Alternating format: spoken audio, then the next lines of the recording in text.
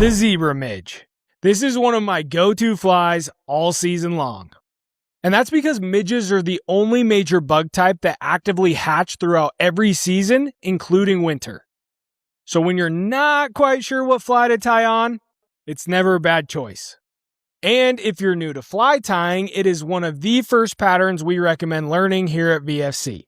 你看到的不是一件艺术品。大家好，我是杰罗姆。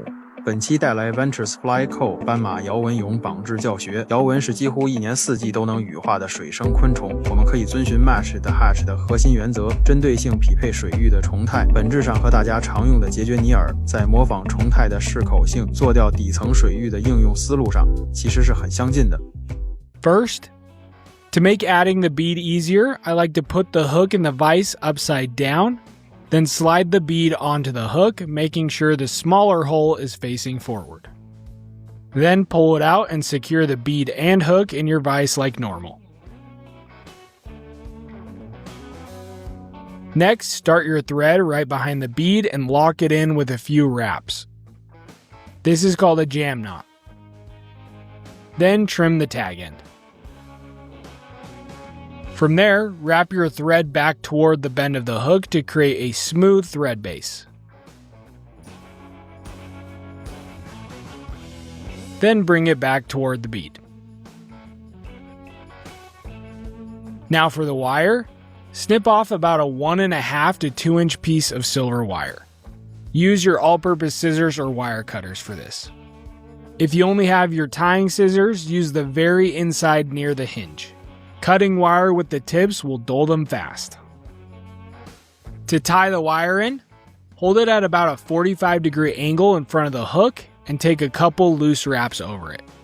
Then slide the wire back until the tip is sitting just behind the bead.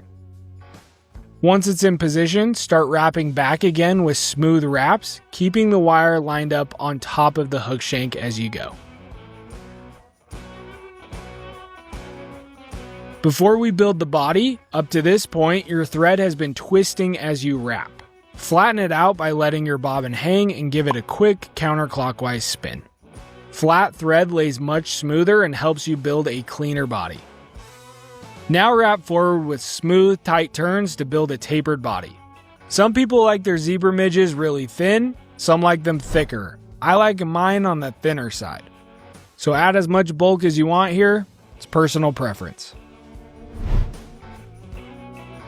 If the thread starts to cord up at any point, just stop and flatten it out again so the body stays smooth.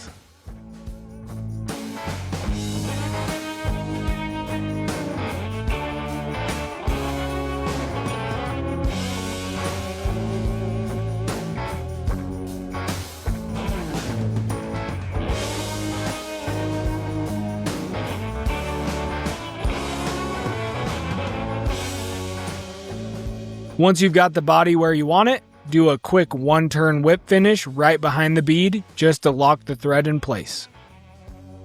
Now you can set your bobbin in your cradle if you have one. Next, grab the wire and make open, evenly spaced wraps forward toward the bead. If you have a rotary vise, this is a great spot to use it. Rotate the vise as you guide the wire forward to keep those wraps even. If you don't, you can do this step the old-fashioned way by hand.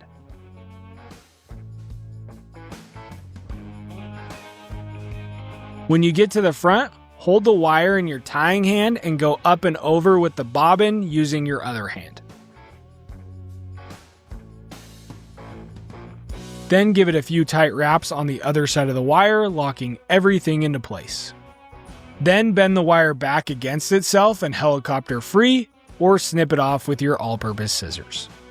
Just make sure it breaks clean so you don't leave a sharp tag. From here, add a couple flat wraps to cover the end of the wire. Next, we'll whip finish, but first, I like to apply a little bit of head cement or super glue to my thread to make the fly more durable.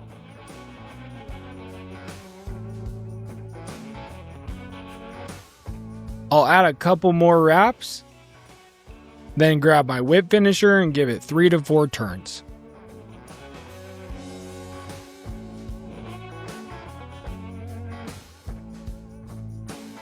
Pull tight,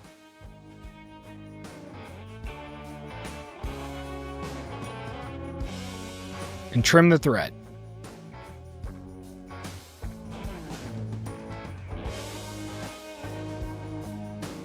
There you have it, the small but mighty Zebra Midge.